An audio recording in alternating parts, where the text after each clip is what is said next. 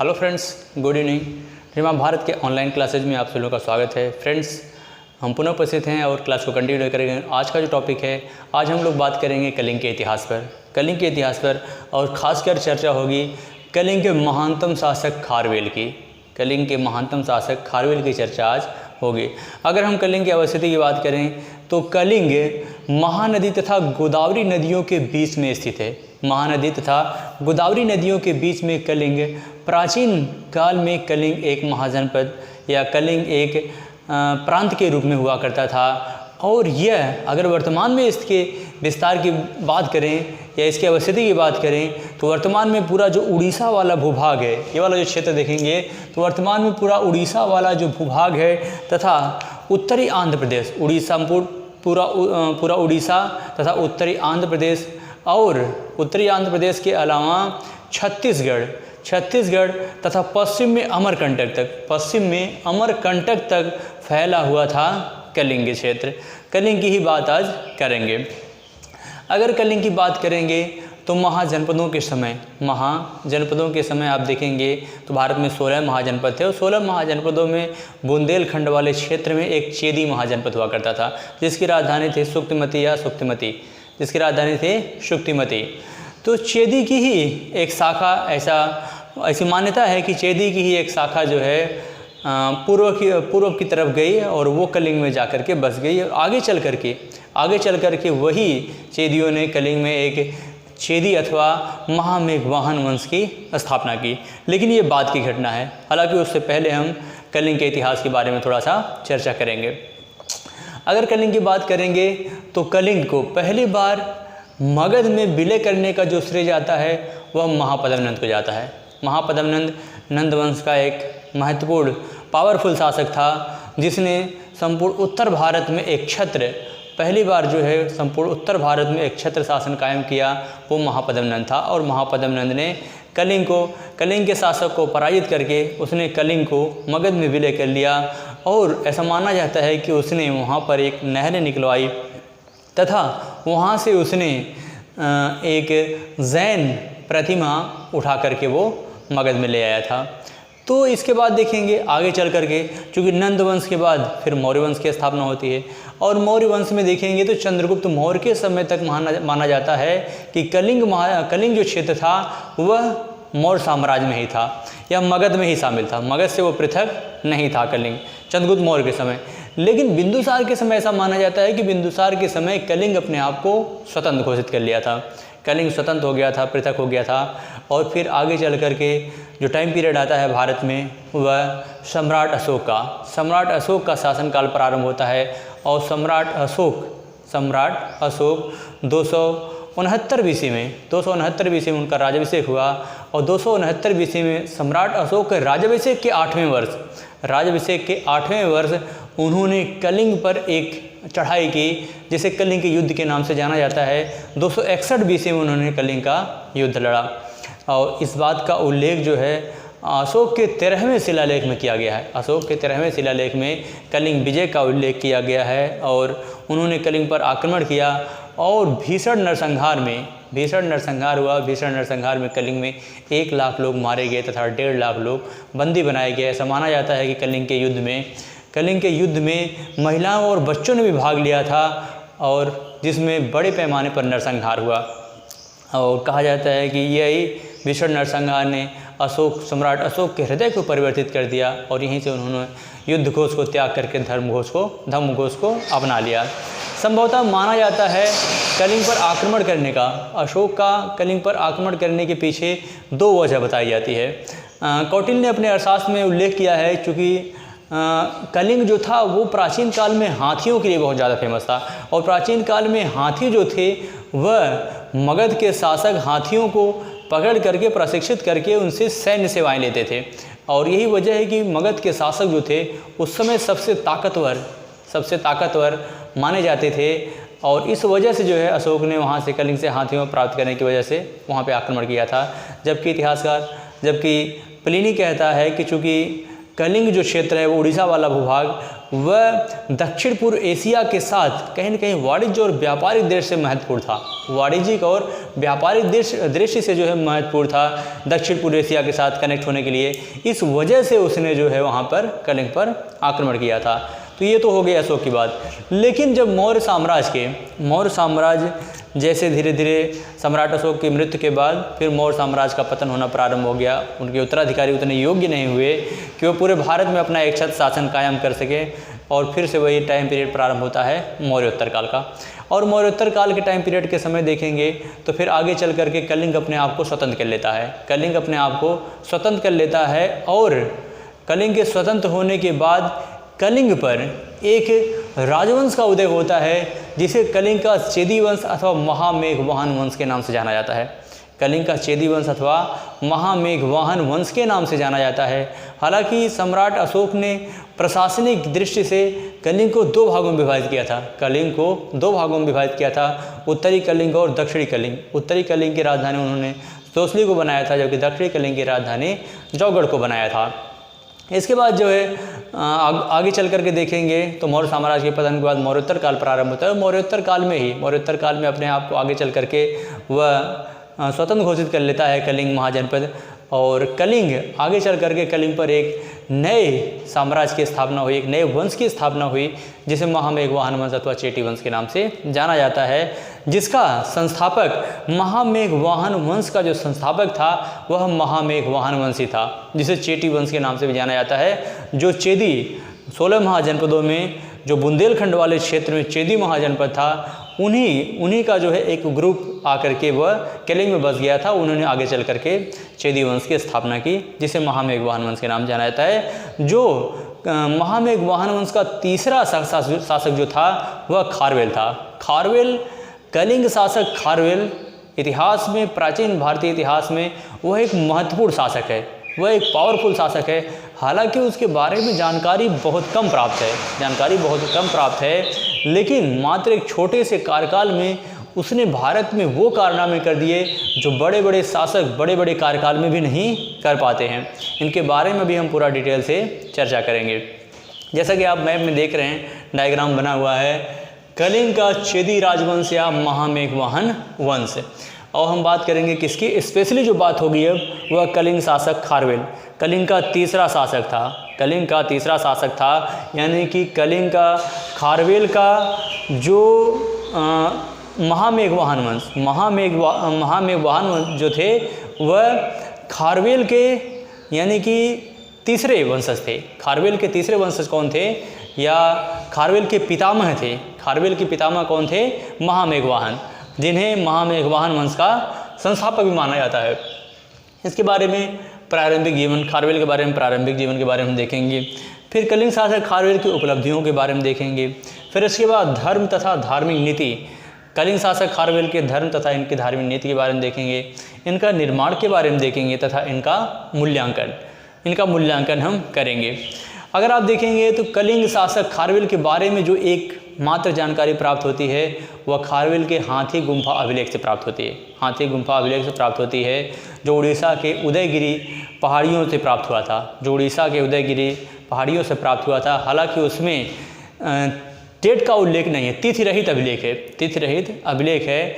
वही एकमात्र साक्ष्य है जो कलिंग शासक खारवेल के बारे में जानकारी प्राप्त करता है, जिसमें कलिंग शासक खारवेल के बचपन के बारे में जानकारी मिलती है, उसके शिक्षा ग्रहण करने के बारे में जानकारी मिलती है तथा उनके राजा बनने के राज्याभिषेक के बारे में जानकारी मिलती है तथा उसके राज्याभिषेक के लगभग 13 वर्षों की जानकारी जो प्राप्त होती है वह हाथी गुम्फा अभिलेख से प्राप्त होती है। कलिंग शासक खारवेल जो था यह महामेघवाहन वंश का तीसरा शासक था। महामेघवाहन वंश का दूसरा शासक जो था वह वक्रदेव था। महामेघवाहन वंश का दूसरा शासक कौन था, वक्रदेव था। वक्रदेव दूसरा शासक था। इसके बारे में अगर आप देखेंगे आरसी मजूमदार, ए.के. मजूमदार तथा डी.सी. ए.के. मजूमदार ने इसे महामेघवाहन वंश का दूसरा शासक तथा खारवेल का पिता बताया है। महामेघवाहन वंश का दूसरा शासक तथा खारवेल का पिता बताया है वक्रदेव को। इसके बाद देखेंगे तो आगे चल कर देखेंगे तो ये सारी चीज़ें जो है हम जानकारी प्राप्त करते हैं। फिर इसके बाद अब हम देखेंगे उन्होंने अपने 13 वर्ष के कार्यकाल में उसका राज्य लगभग 10 वर्ष की आयु में खारवेल का युवराज के रूप में राज्याभिषेक होता है, जबकि राजा के रूप में राज्याभिषेक उसका 24 वर्ष की अवस्था में होता है। राजा के रूप में उनका राज्याभिषेक कब होता है? तो राजा के रूप में उनका राज्याभिषेक जो होता है वह 24 वर्ष की अवस्था में होता है। अब हम देखेंगे कलिंग शासक खारवेल की उपलब्धियों के बारे में। कलिंग शासक खारवेल जब शासक बना तो उसने प्रथम वर्ष उसने जो है कलिंग का उसने जीर्णोद्धार कराया। जितने भी तोरण और दुर्ग थे जो तूफान से ध्वस्त हो गए थे उसका उसने जो है जीर्णोद्धार करवाया। साथ ही साथ उसने 5 लाख रुपया खर्च करके जनता की भलाई के लिए उसने कई तड़ाक का निर्माण किया, जिससे वह जनता की कृपा दृष्टि प्राप्त करने में सफल हुआ और वह जनता में बहुत लोकप्रिय हो गया।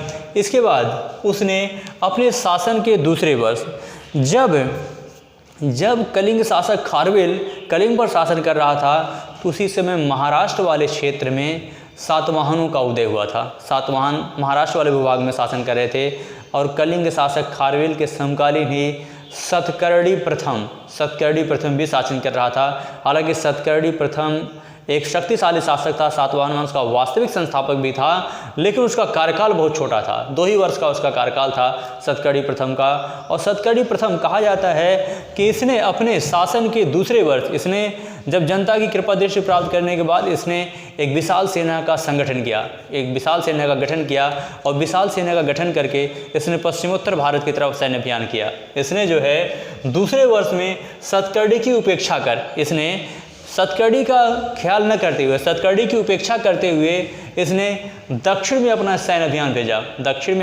अभियान भेजा और मूसिक राज्य को जीत लिया। इसने मूसिक राज्य में आतंक फैला करके इसने मूसिक राज्य को इसने जीत लिया। यह घटना है राज्याभिषेक के दूसरे वर्ष की यह घटना है।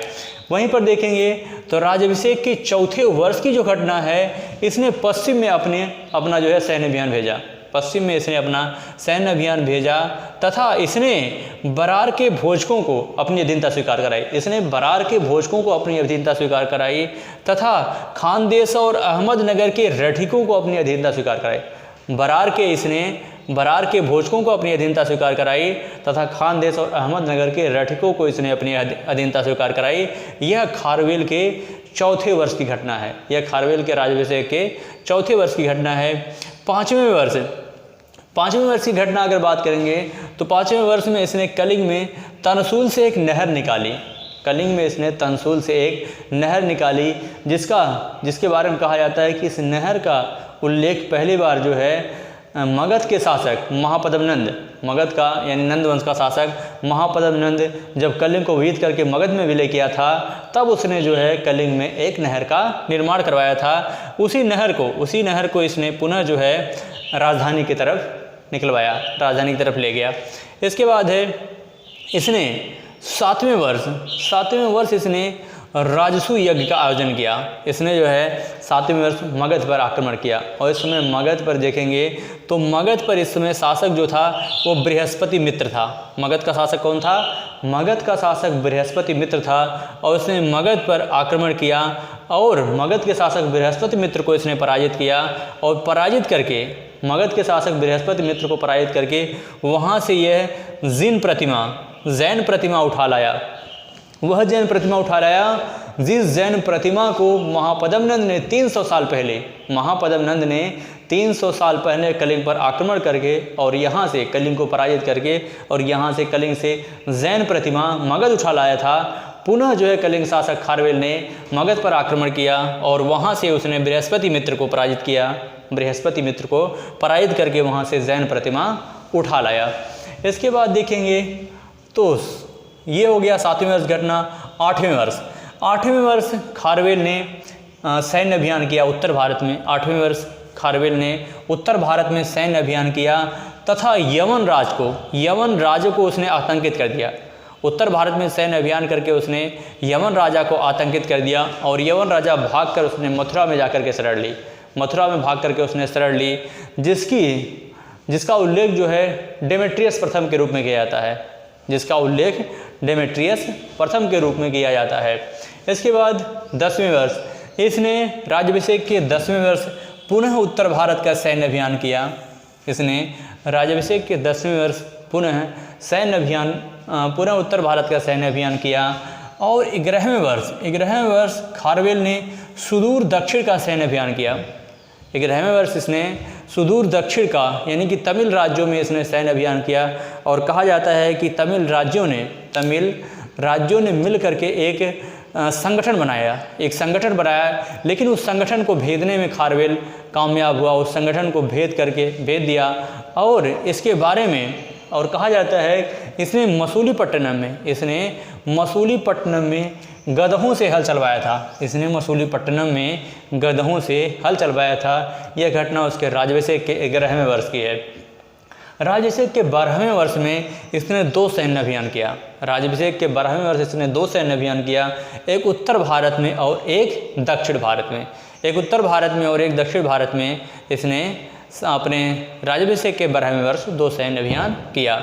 अगर कलिंग शासक खारवेल के हम साम्राज्य विस्तार की बात करेंगे, साम्राज्य विस्तार की बात करेंगे तो उत्तर में मगध से लेकर के पश्चिम में अगर आप देखेंगे तो पश्चिम में महाराष्ट्र का एक बड़ा भूभाग जो था वो कलिंग शासक खारवेल के अधीन था। और दक्षिण में देखेंगे सुदूर दक्षिण तक यानी कि केरल तक जो है इसका साम्राज्य विस्तार था। जैसा कि आप देख रहे होंगे ये कलिंग शासक खारवेल का साम्राज्य विस्तार है। कलिंग शासक खारवेल का यह साम्राज्य विस्तार है। मैप में आपको दिखाई दे रहा होगा। इतना बड़ा भूभाग पर जो है कलिंग शासक खारवेल का विस्तार था। कलिंग शासक खारवेल ने आप जानते हैं कि सुंग वंश का संस्थापक पुष्मित सुंग था। और पुष्मित सुंग को भी कलिंग शासक खारवेल से दोनों के मध्य युद्ध हुआ था। पुष्मित सुंग और खारवेल, जब पुष्मित सुंग मगध पर शासन कर रहा था, सुंग वंश का फाउंडर था, लगभग पुराणों के अनुसार उसने 36 वर्षों तक शासन किया था। तो अपने साम्राज्य विस्तार के संदर्भ में पुष्मित सुंग को कलिंग शासक खारवेल के साथ युद्ध करना पड़ा था और खारवेल ने पुष्मित सुंग को पराजित किया था। इस बात का उल्लेख कलिंग शासक खारवेल के हाथी गुफा अभिलेख में किया गया है। और जबकि उसने सातवाहन शासक सतकर्णी के साथ भी संघर्ष हुआ था, लेकिन यह स्पष्ट नहीं है कि इसने सतकर्णी को पराजित किया था अथवा दोनों को कोई निष्कर्ष नहीं निकला था, लेकिन दोनों में आमना सामना हुआ था। इसके बाद देखेंगे धर्म तथा धार्मिक नीति। कलिंग शासक खारवेल जो था यह जैन धर्म का महान संरक्षक था, जैन धर्म का महान अनुयायी था। और लेकिन जैन धर्म का महान संरक्षक होने के बावजूद भी यह अन्य धर्मों को भी संरक्षण प्रदान किया था। यानी कि धार्मिक रूप से यह एक सहिष्णु शासक था। अशोक के समान कलिंग शासक खारवेल धार्मिक रूप से एक सहिष्णु शासक था। इसने जो है जैन भिक्षुओं के लिए इसने उड़ीसा के उदयगिरी पहाड़ियों पर इसने कई जो है गुफाओं का निर्माण करवाया था। इसके अलावा इसने कई हिंदू मंदिरों का जीर्णोद्धार भी करवाया था। इसलिए कलिंग शासक खारवेल जो था यह धार्मिक रूप से एक सहिष्णु शासक था, जिसने अपने राज्य में सभी धर्मों को समान रूप से संरक्षण दिया था। बावजूद इसके यह जैन धर्म का अनुयायी था। इसके बाद देखेंगे निर्माण कार्य। कलिंग शासक खारवेल शासक बनते ही इसने जो है कलिंग में ढेर सारे निर्माण करवाए और इसने जो है कलिंग का पुनर्जीर्णोद्धार करवाया। किले और तोरण का इसने पुनर्जीर्णोद्धार करवाया। और साथ ही साथ जो है इसने उदयगिरी की पहाड़ियों पर इसने जैन भिक्षुओं के लिए कई गुफाओं का निर्माण करवाया। तो इस आधार पर यह कहा जा सकता है यह एक यह एक स्थापत्यकार भी था, यानी कि कलिंग शासक खारवेल इसने कई प्रकार के निर्माण को भी अंजाम दिया था। अगर इनके मूल्यांकन की बात करें, कलिंग शासक खारवेल के हम अगर मूल्यांकन की बात करें तो खारवेल एक महान सेनापति, खारवेल एक महान सेनापति, कुशल प्रबंधक, महान विद्वान, कुशल प्रबंधक, विद्वान तथा विद्वानों का आश्रयदाता था। और इसने अपनी सूझबूझ से एक बड़े भूभाग पर अपना साम्राज्य विस्तार किया। कलिंग शासक खारवेल के बारे में कहा जाता है यह उस उल्का पिंड की भांति था जो कुछ समय के लिए ही आकाश में उदयमान हुआ, लेकिन अपने तेज और प्रकाश से इसने वो चमक बिखेरी जिसको सदियों तक याद किया जाता है। कलिंग शासक खारवेल के बारे में कहा जाता है कि खारवेल के हाथी गुम्फा अभिलेख एकमात्र ऐसा स्रोत है जो इसके इतिहास पर प्रकाश डालता है, कलिंग शासक खारवेल। हालांकि कलिंग शासक खारवेल के बारे में जानकारी हमें जो भी एविडेंस प्राप्त होता है वो बहुत बाद में प्राप्त हुआ, लगभग 20वीं शताब्दी में जो है हमें कलिंग शासक खारवेल के बारे में एथेंटिक जानकारी प्राप्त होती है। इस तरीके से ये कलिंग शासक खारवेल के बारे में संपूर्ण जानकारी थी। और कलिंग शासक खारवेल के हाथी गुम्फा अभिलेख में इसे कई उपाधियों से जाना गया है, जैसे राजर्षि।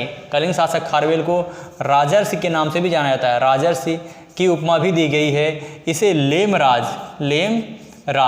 राजर्षि और लेमराज की उपमा भी दी गई है। इसे वृद्धराज की उपमा भी दी गई है। वृद्धराज की उपमा के अलावा इसे भिक्षाराज,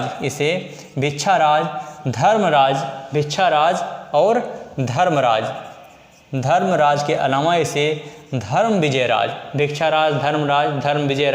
ये ढेर सारी उपमाओं से इसे नवाजा गया था। इस तरीके से कलिंग शासक खारवेल का एक छोटा सा कार्यकाल था, लेकिन भारतीय इतिहास में कलिंग शासक खारवेल का नाम स्वर्णिम अक्षरों में लिखा जाएगा। युगों तक इसके बारे में अध्ययन और अध्यापन किया जाएगा। तो इसी के साथ हमें इजाज़त दीजिए। जय भारत, जय हिंद।